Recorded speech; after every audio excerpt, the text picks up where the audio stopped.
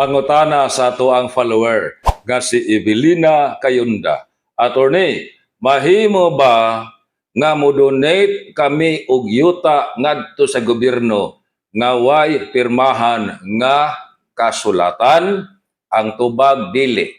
Ang atuang New Civil Code nag-ingon, mo-donate gani og real property.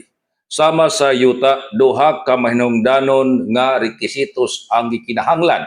Number 1, ang donor mo pirma og deed of donation. Ikaduha, ang duni kung ang gihatagan mo pirma og deed of acceptance.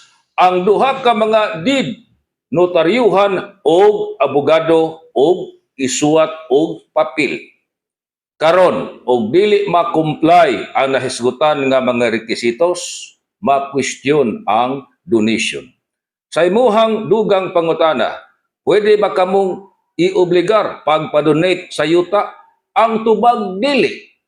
Kay di man mo musugot nga i-donate ang inyong yuta, ang buhaton sa gobyerno, i-expropriate ang inyong yuta. Bayaran kamo sa gobyerno sa gitawag og just compensation. Og di magkasinabot sa bayan, ang korte ang maghukom.